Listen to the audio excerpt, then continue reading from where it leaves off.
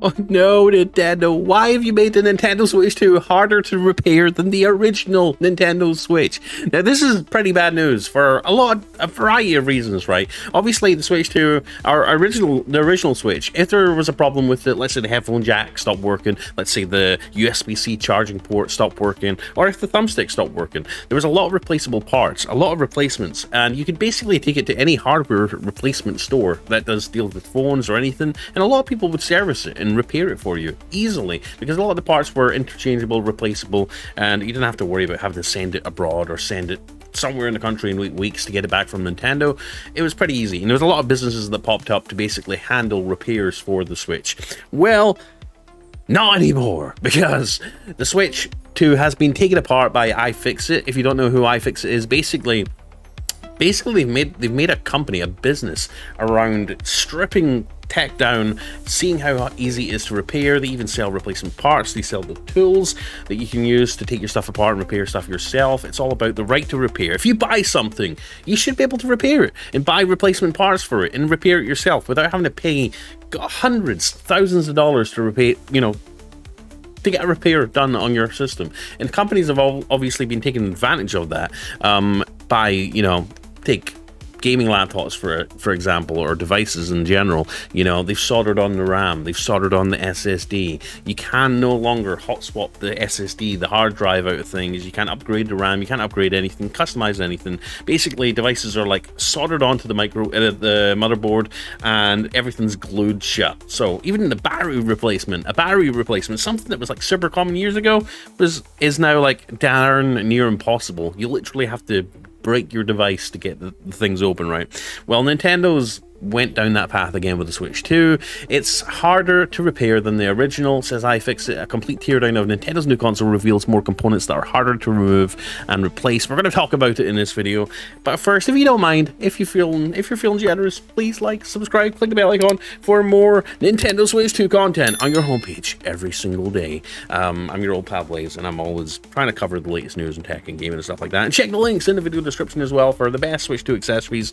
And JSOX has an amazing list of Switch 2 accessories I really recommend you check out, as well as using code BLAZE2K to get some money off your order, right? But without further ado, let's get into it. And by the way, Mario Kart, I've not been a massive Mario Kart fan. I got Mario Kart 8 for the Switch, the original Switch, played it like the first day I got it with my original Switch, and that was it. I wasn't really too keen. I've never really had a history of liking Mario Kart or enjoying or playing it really. I obviously got Mario Kart 8 for the Switch. It was cool, it was fun for like an hour, and then never played it again. Literally never played it again.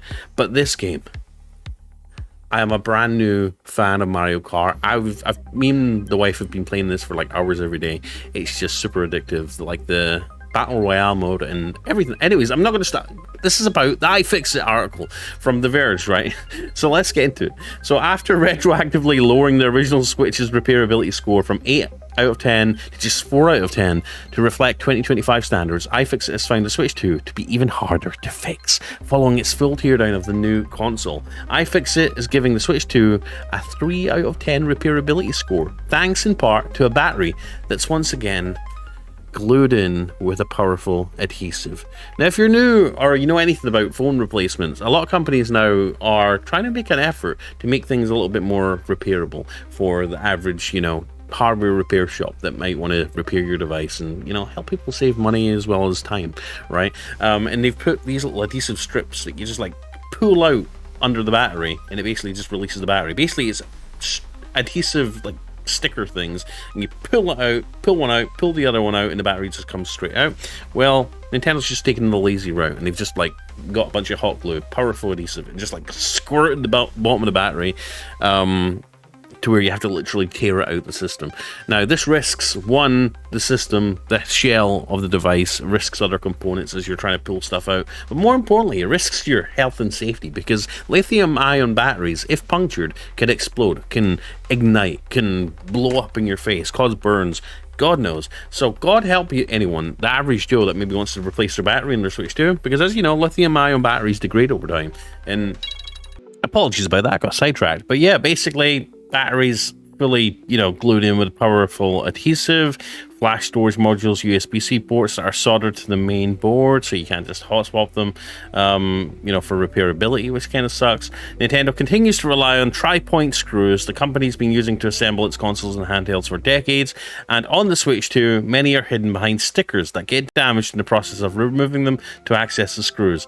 The company has never released repair parts or manuals for the original Switch, and there are currently none available for the Switch 2, so you'll need third-party alternatives to reassemble the console. And what people do at these repair shops is basically they don't buy replacement parts. They essentially strip down, or they buy a bunch of broken Switch consoles, strip those down for parts, and then basically just have like a big bucket of like spare parts they've stripped down from like broken consoles, and then basically swap the working parts into the consoles that need to be repaired. At least that's how it works in the repair industry, right? For laptops or consoles in this case. So I don't think, you know, despite Nintendo not selling replacement parts, you know, people can still get parts. They could basically salvage completely broken systems and take the good parts off them, right? But yeah, that's kind of disappointing. iFixit describes removing the Switch 2's battery as an absolute mission and just as bad as the original Switch. Lots of isopropyl alcohol and a whole set of pry tools were needed to remove it. And in the process, the foam Nintendo glued to the battery was left to disintegrate, making a future battery swap a difficult and messy endeavor. The Switch 2's game card reader, which was modular and relatively easy to remove and replace in the original Switch and OLED models, is now soldered to the console's main board, as it is on the Switch Lite. iFixit also found three different types of thermal paste used in the Switch 2, which in the original Switch would solidify over time, making it hard to remove and less effective at preventing the console from overheating. Even the new Joy-Cons on the Switch 2 are harder to disassemble. So if you're hoping to do Joy-Con shell replacements anytime soon, that's going to be a pain in the butt too. The joysticks are using the same potentiometer technology as the original Joy-Cons that rely on a resistive material that can wear away over time. That's one of the reasons why the original Switch got joystick drift. I wish they'd put Hall sensor sticks in this. I think we were all hoping that Hall sensor sticks are like a magnetic alternative that don't wear down over time. Unfortunately, they never replaced them. So yeah, repairing the thumbsticks on your Switch console is going to be harder than ever, at least for the Switch 2, which is a bummer because a lot of people replaced the Switch thumbsticks themselves. A lot of people did shell replacements on the Nintendo Switch themselves, and now doing it's just going to be that little bit harder. If iFixit are giving it a 3 out of 10, it's kind of bad. And like Scooty Scoot says here in the comments, increasingly feeling like Nintendo's going backwards these days. Not a good look. The most common problem in previous gen was charging port damage and sometimes USB IC. I see that it will be the same awkward job to do. Basically, you need to disassemble everything. So bravo, Nintendo. You did crap again. We do not care. Hey, the warranty, for Pete's sake. 99.9% of containers are not going to spend the time to try and fix it. People can shout from the rooftops about the right to repair and all that, which is good, but I'd rather just send it in and get a replacement. Not everything's going to be easy to repair. I've got bucket loads of money. If I break a Switch, I'm just going to buy another one. Not a big deal. And if I break that, I'll just buy another one because I am rich. Says First User. This whole comment is a straw man BS. You clearly haven't spent any amount of time trying to understand the other side of this issue. Absolutely. The game card slot is not soldered to the Switch Lite board. It's modular. The micro SD card reader is soldered to the Lite board though. No sympathy for anyone who supports this awful company. They deserve to lose their money, new shiny toy or not. Yikes. So there we go, guys. That is the lowdown on repairability for the Nintendo Switch. Now, I don't know if you're watching this video, if you've ever tried to repair a Switch before. Maybe you've done a Joy-Con shell replacement. I have. I've even replaced a little nub on the original Switch with a metal one, so that the little nub didn't get wore down. Because what was happening was I was picking up the Switch and the Joy-Cons would just slide off the tablet portion because that little plastic nub that basically locks the Joy-Con onto the tablet was wearing down. So I put metal ones in. I've made a couple of little tweaks to my Switch over time. I'm kind of proud of myself. Did a full shell replacement on the Joy-Cons. So yeah, this is kind of a bummer for all of us because, you know, a lot of us were probably hoping to see custom shells at some point, custom Joy-Con shells, tablet shells, you name it, and we're not going to see that anymore. Well, we will see it. It'll just be extremely hard, and you'll probably have to send it in to someone to do, someone with skill, you know. It's not going to be one of those things you could sit down at your desk and basically do yourself. Anyways, Well, although I'm not saying that, never say never. You might be very skilled. And I'm sure changing the backplate of the Switch is going to be doable as well.